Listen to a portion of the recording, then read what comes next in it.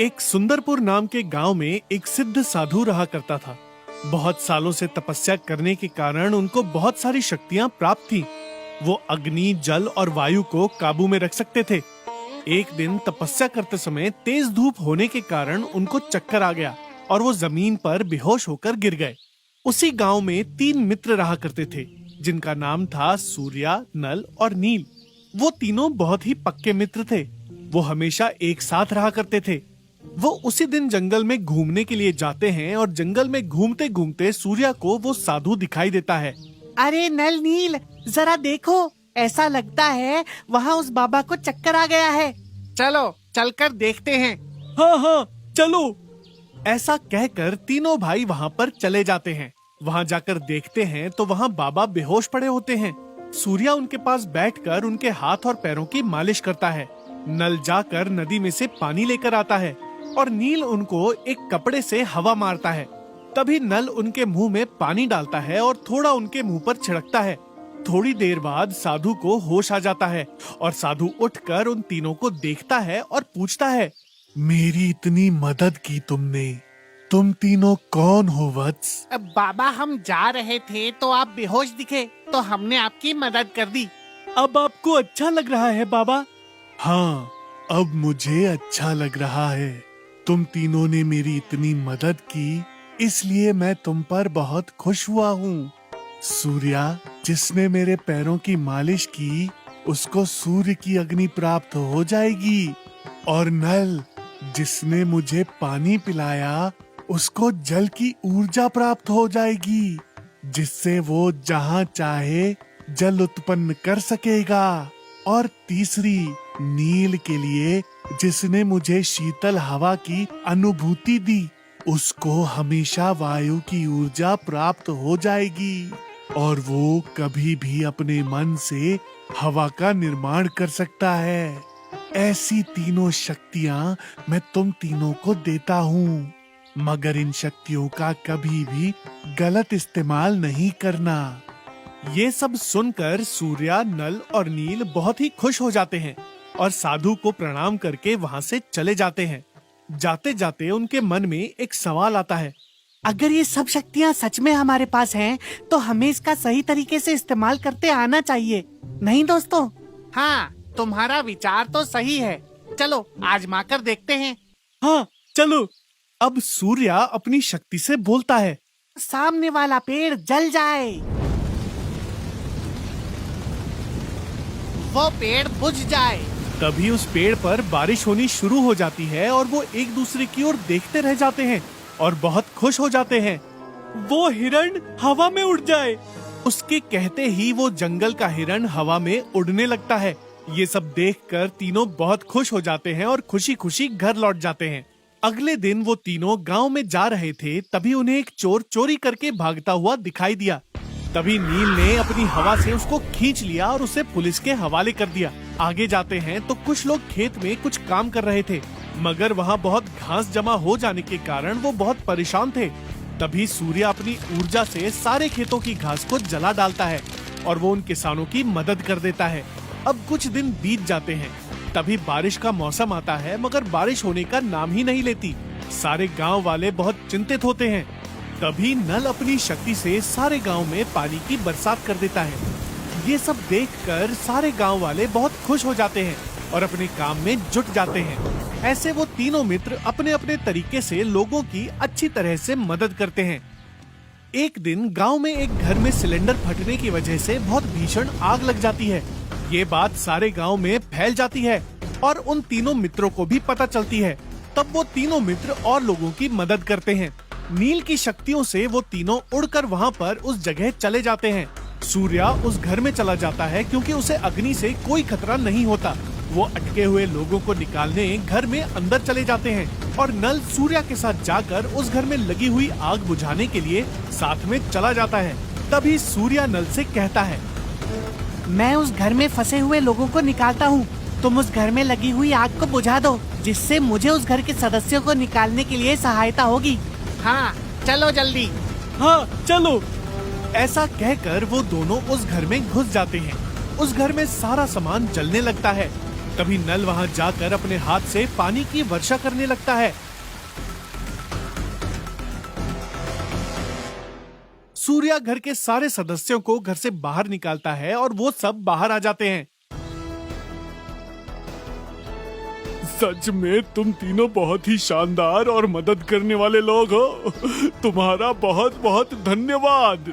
ऐसा कहकर सारे लोग उनकी प्रशंसा करने लगते हैं और फिर वो तीनों वहां से चले जाते हैं और गांव में अपना अपना काम करने लगते हैं।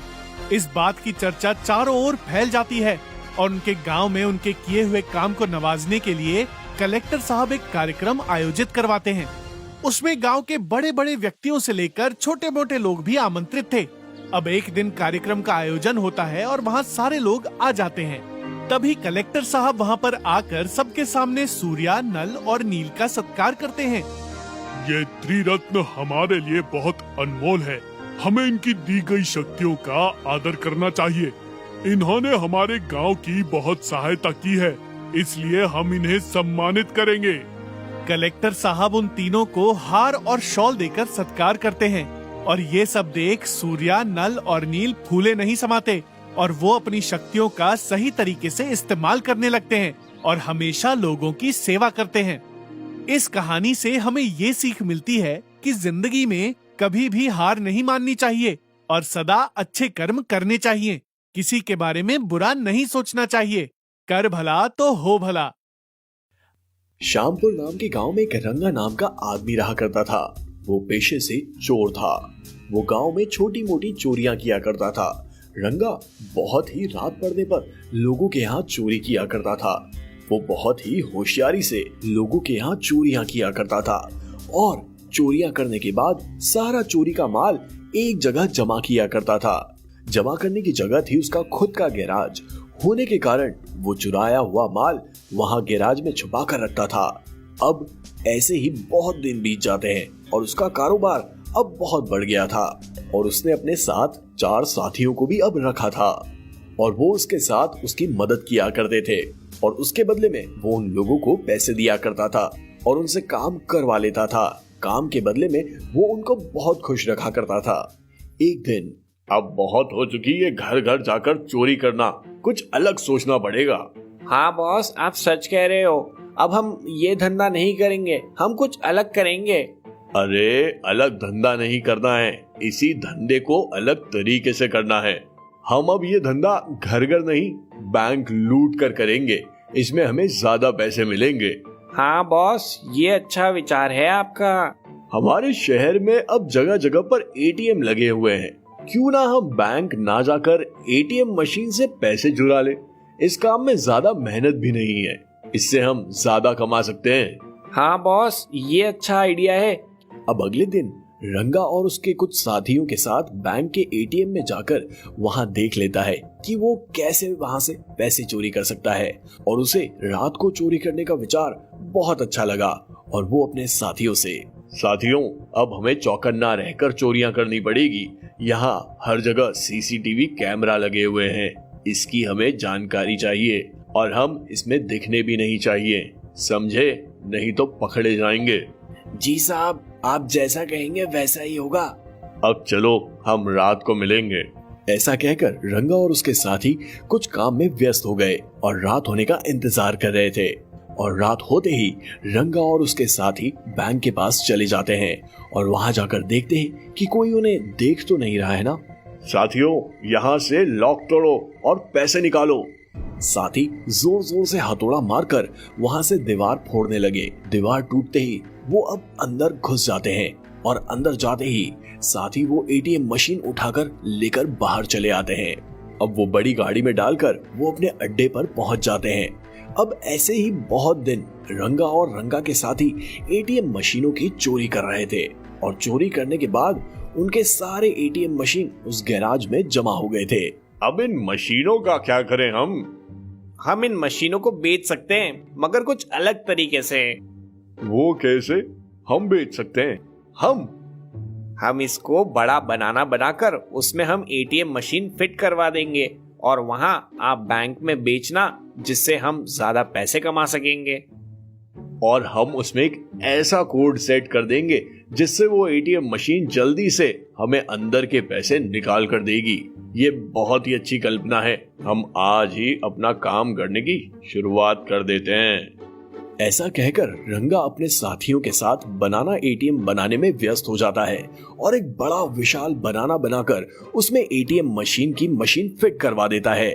ये मशीन फिट करवाने के बाद उसमें रंगा अपना पासवर्ड सेट कर देता है और अब अगले दिन रंगा, मेरा मशीन रेडी हो गया। अब ये मशीन बैंक के मैनेजर को दिखाने के लिए लेकर चलते हैं। अब रंगा और उसके साथी मिलकर बैंक में वो एटीएम मशीन दिखाने के लिए चले जाते हैं। अब रंगा मैनेजर से, नमस्ते मैनेजर साहब। नमस्ते, क्या काम है आपको? और इतना बड़ा बनाना और उसमें एटीएम क्यों लगवाया है? अरे साहब, मैंने ये खास इस बैंक के लिए एटीएम मशीन बनवाया है।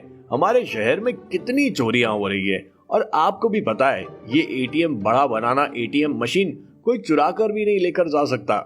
ऐसे इसमें सेटिंग की है कि अब मैं चाहता हूँ कि ये आपके बैंक के थ्रू जनता की सेवा करे। बहुत अच्छा विचार है तुम्हारा। ये एटीएम हमारा बैंक खरीद रहा है, हमें और एटीएम मशीन लगेंगे। आप उनका सप्लाई हमें करवा दीजिए। जी साहब, आपको जितने मशीन चाहिए उतने एटीएम मशीन मैं आपको बनवा कर दूंगा। ये लीजिए आपका एडवांस। ऐसा सुनकर रंगा बहुत खुश हो जाता है और पैसे लेकर वहां से चला जाता है। अब वो बहुत सारे एटीएम मशीन बनाने लगता है और बनाने के बाद वो हर जगह बैंक के मुताबिक उन्हें लगवा देता था। अब गांव में नए बनाना एटीएम मशीन देखकर सारे लोग बहुत खुश हो रहे थे और उसमें से पैसे निकाल रहे थे। अब उस शहर में कहीं भी कोई एटीएम चोरी नहीं हो रही थी। ये सब देखकर बैंक मैनेजर बहुत खुश हो गया था और खुशी के मारे रंगा को एक्स्ट्रा पैसे दे रहा था। मगर उस एटीएम मशीन में रंगा ने पासवर्ड फिट करने के कारण उसका पासवर्ड बोलते ही एटीएम मशीन उसमें से सारे पैसे बाहर निकाल कर दे देती थी। ये सब बात बैंक के मैनेजर को ध्यान में आ जाती है और वो दिन भर का सारा हिसाब देखता है तो कुछ गड़बड़ दिखाई देती है। अब वो मैनेजर उस एटीएम पर अपने कुछ साथी लगा देता है और उस पर निगरानी रखने को बोलता है। मगर इस खबर से अनजान रंगा उसी गांव के एटीएम पर जाकर वो पासवर्ड बोलता है। तभी उस मशीन से पैसे निकलना शुरू हो जाते हैं। ये अब मैनेजर के साथी देख लेते हैं और बैंक के मैनेजर के पास जाकर बताते हैं। तभी अगले दिन मैनेजर रंगा को रंगे हाथों पकड़ने के लिए एक जगह छुपकर देखता रहता है और तभी वहां रंगा आकर, हे जादुई एटीएम मशीन, फटाफट मुझे पैसे दो। ऐसा बोलते ही उस एटीएम मशीन से पैसे आना शुरू हो जाते हैं और वो पैसे लेकर रंगा को बैंक का मैनेजर पकड़ लेता है और तभी वहां पुलिस आकर रंगा को पकड़ लेती है और रंगा को जेल में डाल देती है। इस कहानी से हमें ये सीख मिलती है कि जैसी करनी वैसी भरनी, इसलिए हमेशा अच्छे कर्म करने चाहिए।